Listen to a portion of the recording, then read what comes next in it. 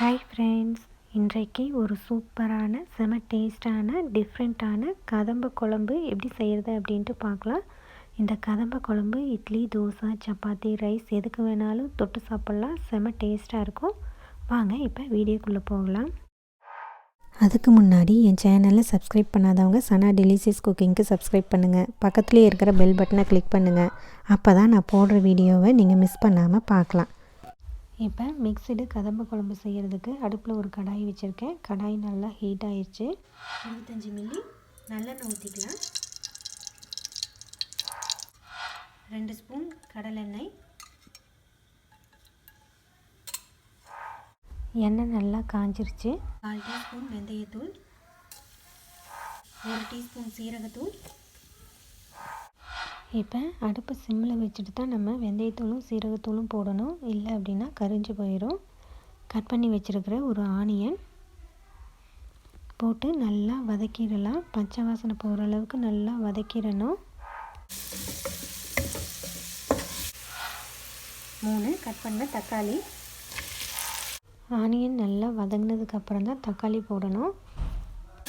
தக்காளி போட்டுட்டு நல்லா வதக்கிடலாம். தக்காளி வதங்கிறதுக்கு மட்டும் கொஞ்சமாக சால்ட் போட்டுக்கலாம். தக்காளியும் நல்லா வதக்கிடணும். தக்காளி வதங்கிறதுக்கு நான் மூடி வச்சுருக்கேன். தக்காளி நல்லா வதங்கட்டும். தக்காளி வதங்கிறதுக்குள்ளே நம்ம மசாலாவெல்லாம் ரெடி பண்ணிக்கலாம். 2 ஸ்பூன் மல்லித்தூள், 1 டீஸ்பூன் மிளகாய்த்தூள், 1/4 டீஸ்பூன் மஞ்சள் தூள், 2 டேபிள் ஸ்பூன் குழம்பு மிளகாய்த்தூள், 1/4 டீஸ்பூன் மிளகுத்தூள். இப்போ கொஞ்சம் கொஞ்சமாக தண்ணி ஊற்றி பேஸ்ட்டு மாதிரி நம்ம கலந்து எடுத்துக்கலாம்.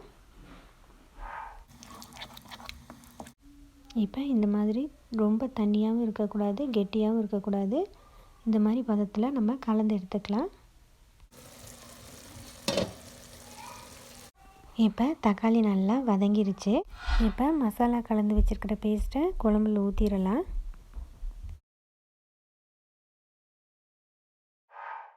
மசாலா போட்டுட்டு நல்லா வதக்கிடணும். நல்லா பச்சை வாசனை போகிற அளவுக்கு நல்லா வதக்கணும். அப்போ தான் குழம்பு நல்லா டேஸ்ட்டாக இருக்கும். பாருங்கள், மசாலாவில் நல்லா வதங்கி ஆயிலெல்லாம் பிரிஞ்சு வந்துடுச்சு. இந்த மாதிரி நல்லா வதக்கிடணும்.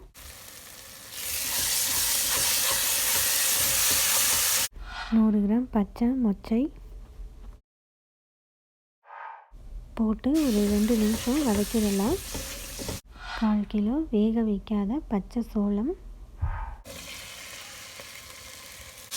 போட்டு ஒரு 2 நிமிஷம் வதக்கிடலாம். 1/4 கிலோ காலிஃப்ளவர் போட்டு நல்லா வதக்கிடலாம். இப்போ ஒரு நூல்கோல் நீளமாக கட் பண்ணி வச்சுருக்கேன். அதை போட்டு வதக்கிடலாம். பச்சை வாசனை போகிற அளவுக்கு நல்லா வதக்கிடணும். 1 டீஸ்பூன் மாங்காய்த்தூள். உங்களுக்கு மாங்காய்த்தூள் வேண்டாம் அப்படின்னா ஒரு எலுமிச்சை அளவு புளி எடுத்து நல்லா கரைச்சி ஊற்றிக்கிங்க. போட்டு நல்லா வதக்கிடலாம். இப்போ காய் வேகிறதுக்கு தகுந்த தண்ணி ஆட் பண்ணிக்கலாம்.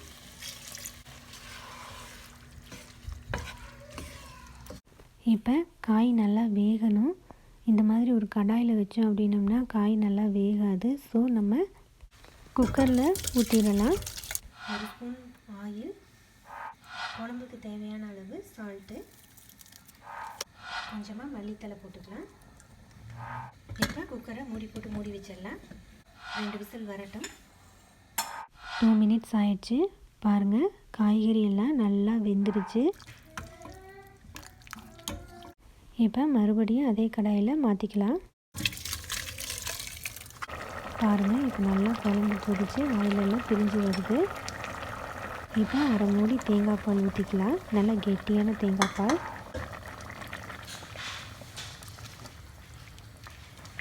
தேங்காய் பால் ஊற்றி ஒரு கொதி வரட்டும். ரொம்ப கொதிக்க வேண்டாம்.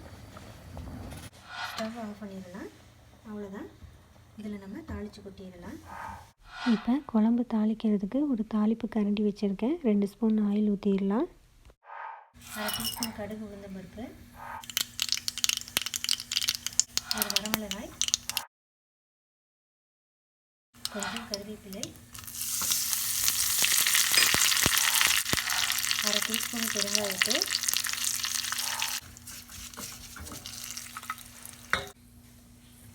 தாளிச்சதை குழம்புல கொட்டிடலாம்.